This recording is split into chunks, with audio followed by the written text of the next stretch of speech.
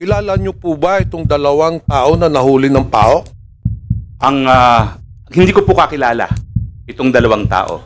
At ako nga po ang nagsabi na But you have never met this person. I've met her po. So I met her. In kasi fact, kanina po, Mr. Roque, when I asked you, sabi niyo po, hindi niyo kilala. You Hindi mo admit yung- that you have an interest in this house. in turn, it is owned by a holding corporation called Biancham. So it has been established, Mr. Chair, as per, of course, the admission of Mr. Roque, that he truly owns the house, no? Kasi hindi ka naman magpapalis. You're the one who signed the contract of lease. Do you think that Mr. Harry Roque will be a subject of investigation? Or should be investigated? With this development, sir, we will include former spokesperson Harry Roque in our investigation. But Hindi po yun ang sinabi ni Chairman Altenco. But I saw it. Pero Hindi sa- naman na nanood ako. That's all I did. Oo. Sa Before Senado going po. to ano. Manong, We can call May Mr. I remind Altenco, wait. and we can excuse me, retrieve the files of the interview. And I don't think Mr. Altenco will go on nationwide TV telling lies. Mr. Harry Roque accompanied Cassandra Leong with regards on the request for the renewal of their license. So, yung kanina tanong ko po, Mr. Harry Roque, totoo po ba yun? Ang tinanong ko sa inyo, totoo ba na nagsama kayo? totoo po, Yun sinamahan po, ko yun po. po ang tanong ko. Opo, pero- You are denying na hindi dahil dun sa renewal ng license, dun Tama sa po. bayad.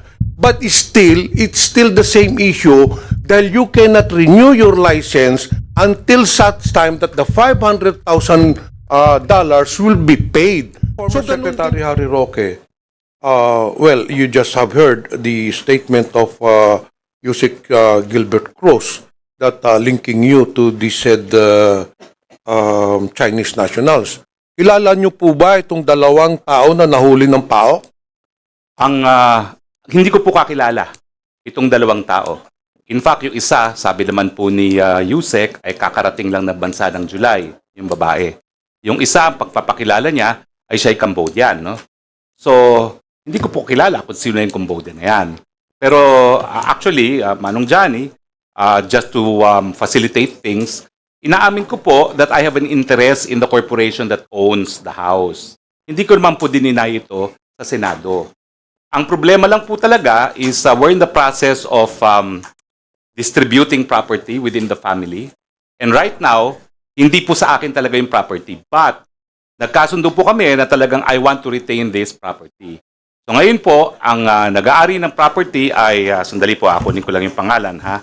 At, So, former Secretary Harry Roque, you admit that you have an interest in this house I by have an virtue interest of po. the corporation owning this house. yes po, ang may registered owner po nito is Page 2, Lot 37, Pinewood Holdings Incorporated. In turn, it is owned by a holding corporation called Biancham. Now, ang totoo po nito, I will have no more interest in Biancham, according to our organization, but I will have full interest in PH2 Lot 37 Pinewood Holdings, no, as part of our division, no, within the holding corporation. Pero ang punto po is, meron po kaming contract of lease na ang pumirma po ay isang babae. Ang pangalan po niya ay Yoon Wan. At ito po ay dated January 15, 2024. At dun po sa pirmahan ng contract of lease na notaryado, pinresenta po niya ang kanyang passport at require din po siya na magpresenta ng Alien Certificate of Registration para patunay na legal po siya sa Pilipinas. And I would like to submit a copy of this contract of lease to this body. And likewise, I don't think you have a copy of my contract of lease yet, so I will also provide this with to the PAOK. No? So para lang pong malinaw na dahil siya po ay nakalis, hindi po ako nakaposisyon dito. Sino Pero- po, Mr. Roque, ang pumirma dun sa lease, contract of lease? Ang pumirma po ay ang aking may bahay na si Myla Roque po. So you are aware of this contract of lease? I'm aware of this contract of lease with this woman po. No? At ako nga po ang nagsabi na But you have never met this person? I've met her po. So I met her In Kasi fact, kanina po, Mr. Roque, when I asked you, sabi niyo po, hindi niyo kilala. hindi po, yung that lalaki you're, po. Yung but lalaki now na you're Cambodian. telling this committee na na-meet mo man pala yung Yung lessor. lessee po. Yung lessee. Oo, Oo. yung lessee po. Na-meet Oo. ko. In fact, hindi ko lang po na-meet. May isang beses pa na nag-lunch kami sa Los Angeles. No? So, wala naman po akong kaduda-duda na siya ay lehitimo. Siya ay extensively traveled at meron naman siyang ACR. Sa katunayan, she wants to be in complete compliance with the law. Kaya po ngayon, nung napaso ang kanyang ACR, umalis siya ng bansa at ang sabi niya sa akin, she's in the process of renewing her ACR. Pero ang tingin ko naging problema po rito ay itong babaeng ito na may alien certificate of registration at merong passport, ang nakalagay po sa kanya single. So ngayon po, nagtataka ako kung ano talaga ang relasyon nila doon sa lalaki na nahanap sa aking bahay. No? At nung nahanap nga po yung lalaki sa aking bahay, ito nga pong si Ana, no? Ang tawag ko sa kanya Ana kasi yun yung American name niya, hinanap ko at sabi ko, sino yan? Well, yun nga po, lumalabas na yung Cambodian pala ay isang partner niya, pero ang hindi ko naman alam, hindi sila kasal, ewan ko talaga kung talaga siya ay nananatili doon, pero meron po akong katiwala doon. Kasi po, natakot ako na kapag pinaupahan ko sa incheck, sa Chino, sorry po for the derogatory word. Minsan po kasi nung ako'y nasa gobyerno, nagreklamo sa akin yung mga residente na isang subdivision sa Parañaque, trinifer ko sa OIC na NBI, at ginagamit daw ang isang residential house bilang pogo. So, para nga po maiwasan na nagamitin ito for any other purpose, hindi ko po pinaalis yung katiwala ko doon. Nasa labas lang sila ng bahay, nag-aalaga ng hardin, nag-aalaga ng baka, at pinamamasbadan ko po kung ilan talaga ang pumapasok sa bahay. At ang sabi naman po nila, 3 hanggang 4 lang po ang talagang nag-i-stay sa bahay. At wala Mr. po Roque, talagang kailan ho niyo nakilala itong lessee ninyo? Well, actually ako po, na-meet ko siya sa LA, kailan lang po. Tapos na-meet ko rin siya nung simula Wait. po, no? Mr. Chair, na-meet mo yung lessee, nasa LA ka. Hindi po. Nag-lunch kami sa LA. Okay. Nag-lunch po kami sa LA. When you met this person, this lessee, meron ng existing contract of lease o wala pa? Meron na po. Kaya ako po siya kakilala. Kailan po nag-start yung contract of lease ninyo, Ang Mr. date Chair? po dito ay January 15, 2024 po itong hawak kong contract. So prior to the signing of the lease contract, you never knew this person? Yung lalaki po. Pero yung babae, kilala ko na rin. Matagal na mukhang kilala to. Kakilala ko na rin po yung babae. Pero ang contract of lease po niya is January 15, 2024. January 2024 yung contract of lease. So kailan na ho nyo nakilala itong taon to? Hindi naman po matagal. Kailan lang din po. Hindi ko lang po maalala talaga kung kailan. Pero kasi, matagal na nilang gusto i-lease yung property. Ang balita Sino ko doon po ang nagrekomenda sa inyo itong person na ito? Well, sila po talagang mapursige na gusto nilang umupa. Ako, nung una, ayaw ko talaga kasi gustong-gusto ko po yung bahay ko, no? At palagi po ako doon sa lugar na yon, no? Pero nagpupumilit at ang nangyari, ako naman po ay nandito na sa Manila. Sabi ko, sayang naman, nabubulok. Sige, paupahan na, no? So, ito po, isasubmit ko po yung aking contract of lease. Yes, please do. Pero Mr. Chair, Vice Chair, can we also have the copies of those, Secretary Roque, yung incorporators? You said a while ago that there is a corporation. Opo. Can you Royal kindly submit also to the committee? Hindi ko po dala, but I can of course submit it. No? All right, thank you so much. Okay. Go ahead. yeah, Mr. Chair, please submit it, Mr. Roque. So it has been established, Mr. Chair, as per, of course, the admission of Mr. Roque, that he truly owns the house, no? Kasi hindi ka naman magpapalis. You're the one who signed the contract of lease.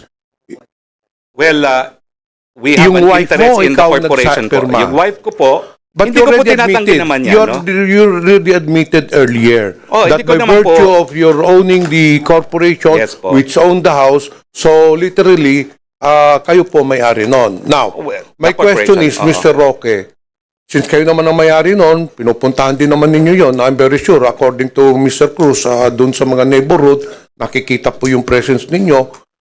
Did you not do any due diligence getting the background of this lessee? I did po by asking for the alien certificate of registration. Hindi po ninyo tinanong kung saang negosyo, ano ba negosyo nila? Well, ang, Because it seems that very oo. clear, kaya hinuli yan, i-involve talaga sa illegal pogo. Ay, hindi po.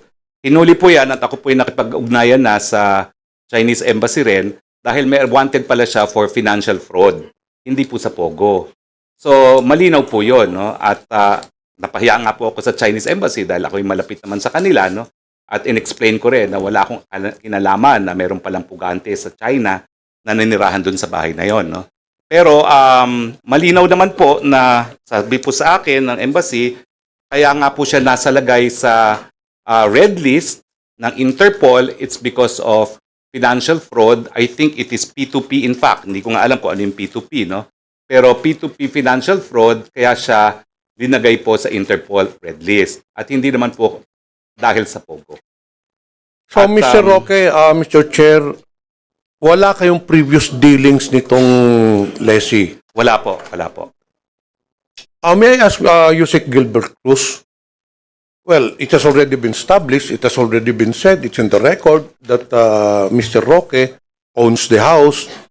Do you think, Yusek Cruz, that Mr. Harry Roque is a person of interest, considering that the per lessee who is leasing his house is involved in illegal activities?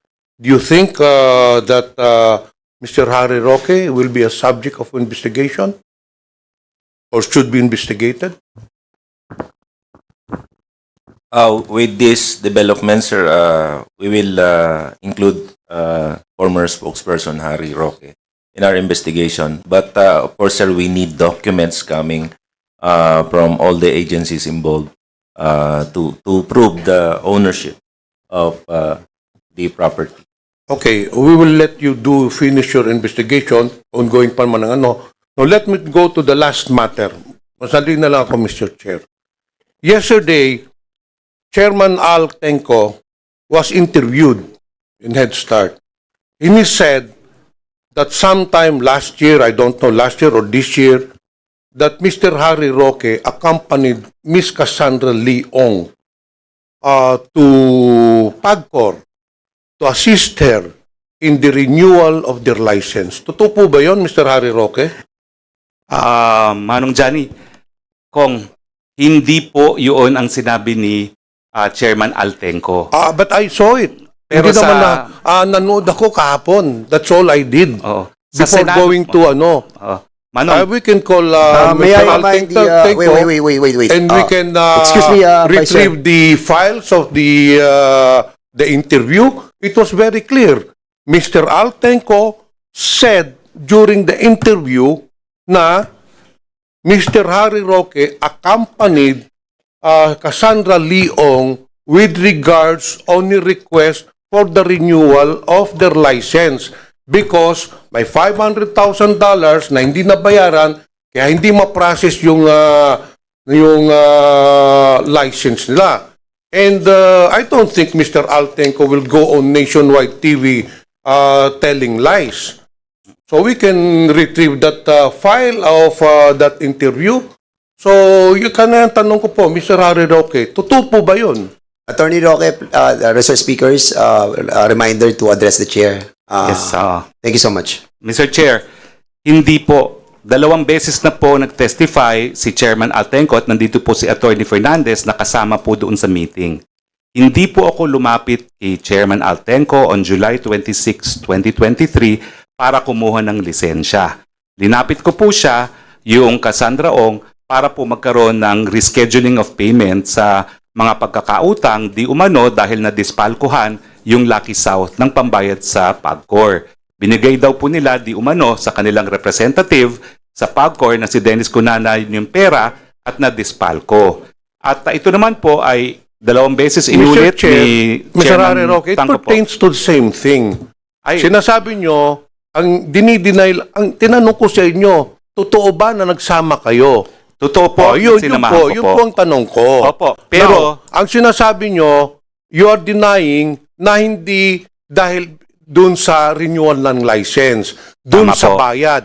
But it's still the same issue dahil you cannot renew your license until such time that the $500,000 dollars will be paid. So ganun din po ang objective noon. Kaya sinamahan nyo siya para matulungan na mabayaran yung 500,000, but the ultimate objective is for the renewal of the license. Hindi po ba? Mr. Chair, hindi po. Kasi hindi pa po mapapaso yung lisensya at that time. At in fact, yung last hearing sa Senado, sinabi naman po ni Chairman Altenco na meron pa silang lisensya which was granted by the previous administration and good for 3 years. So hindi pa po sila up for renewal. Okay. Yun lang po. That's besides the point. But you admit that sinamahan po ninyo si Cassandra Leong sa PAGCOR to meet with Altenco. Totoo po yan. At paulit-ulit ko naman po yan. In-affirm din po, Mr. Chairman, sa Senado. So, Mr. Roque, Mr. Chair, ano ang relasyon ninyo kay Cassandra Leong? Are you a legal counsel? Are you a consultant? I am Why legal- did you have to accompany Ms. Leong to PAGCOR? Well, In I what am, capacity? in my capacity as a practicing lawyer po, because the company that she represents is Whirlwind Corporation. Whirlwind Corporation po is isang service provider. At ang kliyente po niya ay ang Lucky South. And I'm happy po na nandito si Chairman Domingo para ma-explain ko anong nature ng service provider. They provide all services po to their POGOs, lalo na yung mga nasa POGO Hub, kasi po hindi nag-i-English yung mga POGO na yan. So they deal with the outside world using service providers. At yan po yung negosyo ni Whirlwind na kumpanya po ni Cassie Ong. No? At yung panahon nga po noon, ang problema nila, yung representante nila sa PAGCOR mismo, di umano, ang kanilang naging problema. So ako naman po, in-accommodate ko naman po dahil alam ko na parang nabiktima naman itong mga taong ito. At yun nga po, ang hiningi namin kung po pwedeng bayaran yung obligasyon na gives, no, by installment basis. Pero wala pa pong usaping lisensya nung panahon na yon. Mr. Chair, Mr. Roque, Interjection lang, Vice Chair. Kapraso lang. Just wanted to find out the Whirlwind Corporation is a Whirlwind Corporation is a realty development corporation. Am I correct? Tama po yan, Mr. Chair.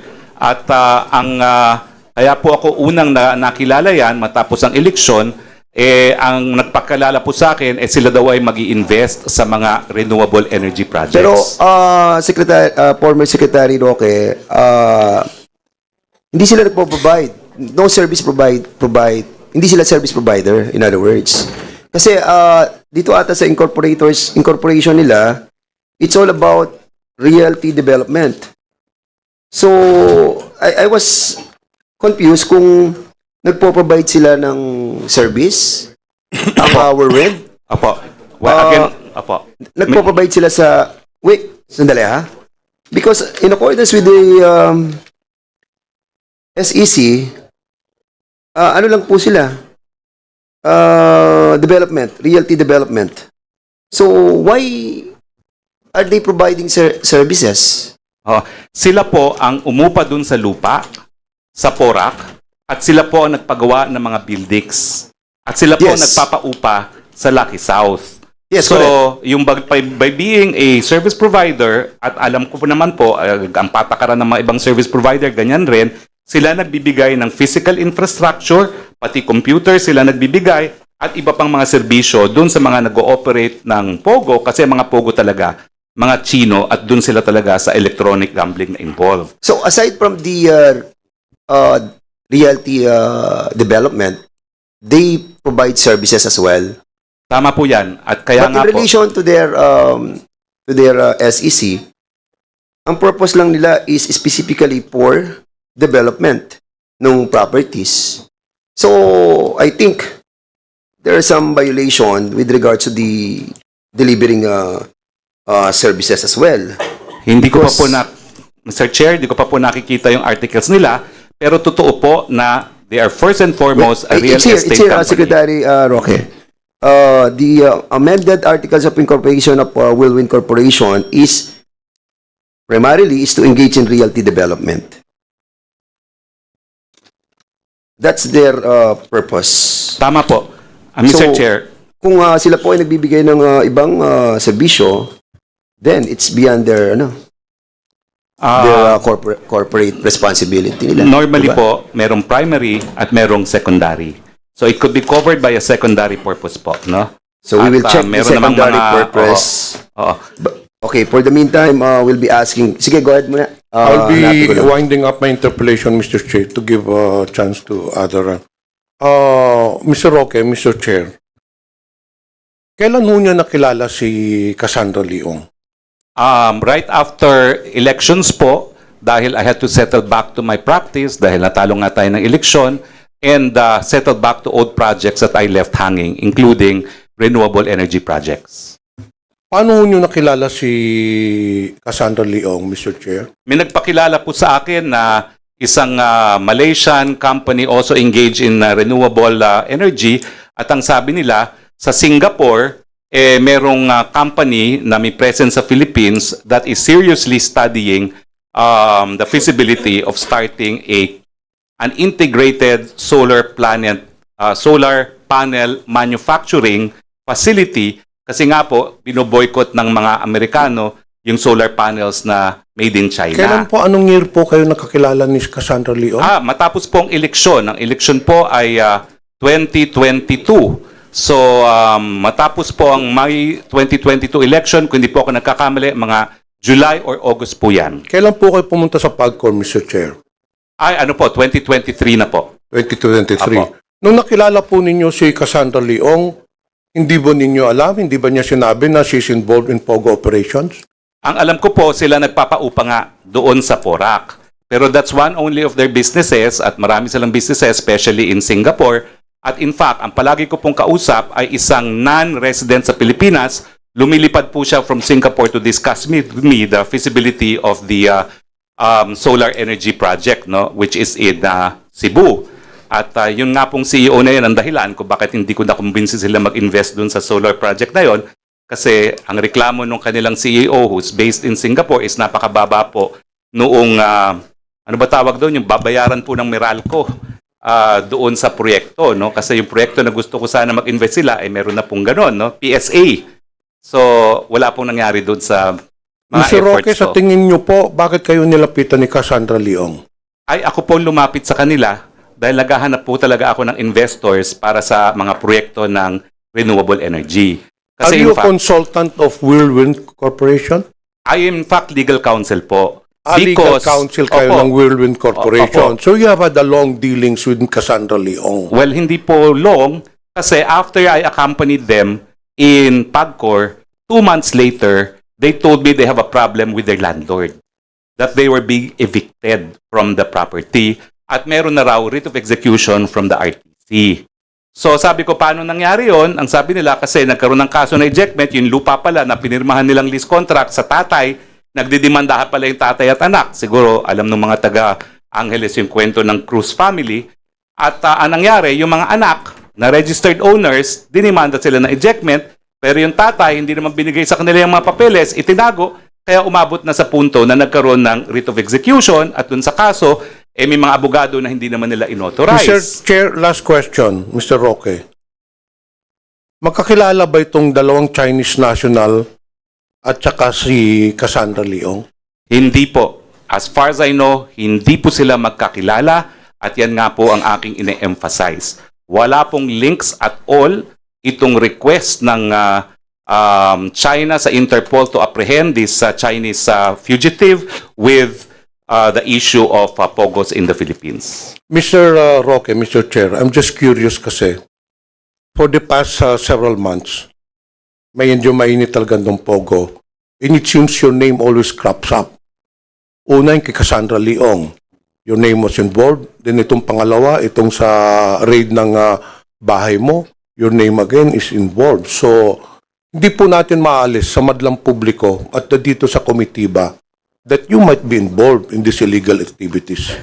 Hindi po tama yon, and I don't think there's any basis for saying that. Dahil sabihin na po natin na ako yung nag-aabogado, ang pag-aabogado po is not a basis for criminal liability unless you perform illegal acts. And then And not only that, Mr. Roque, may nakitang papeles, dokumente doon, signed by you when you're still the secretary during the previous administration doon sa ni-raid sa Bambam or Porac, I think. Opo, salamat po at gusto ko pong explain yan. So on 2 occasions, your name was involved in these illegal activities. Matapos po na kunin akong abogado ng Whirlwind at isasubmit ko po ngayon sa komite yung aking formal entry of appearance sa 3 hukuman, sa Municipal Trial Court Porac, Pampanga, sa RTC 114 Angeles City at saka sa Court of Appeals sa ngalan ng Whirlwind. Yung unang-unang ginawa po namin itong ad cautelan motion to quash or recall writ of execution na inisyu ng Angeles City, Pampanga. Nanaig po kami dito. So it was a minor victory na na-prevent namin yung ejectment. Now, yung panahon naman po yun ay yung isa kong dating staff ay nagsimula mag-aral ng flying sa Clark. At matapos po ang isang hearing, sabi ko, nandito ako sa Angeles, join us, no? At doon po nagkakilala yung staff ko na si De La Serna na taga Bohol at saka si Cassie. Na matapos po na nag-meeting sila, sinabi naman ni De La Serna na siya magsisimula sa Clark at nagtanong, meron bang alam na po pwedeng tirhan dahil siya po ay taga Bohol. At ang alam ko po, ang sabi ni Cassie, pwede naman, meron kaming tirahan doon, kaya lang temporary lang kasi nga, depende ko ano mangyari doon sa kaso ng execution. Kaya po, nandoon siya doon sa premises, pero doon po siya sa tirahan. Hiwalay po yung tirahan doon sa lugar kung saan ginagawa yung negosyo. Yun lang po yan. Thank you, Mr. Chair. I have no further questions. I'll just await the result of the investigation of PAOK. And let's just hope, Mr. Roque, that there will be no more cropping up of your name in next raids or whatever. Kung mga ano, baka may iba pa kayong bahay na pinaparentalan po.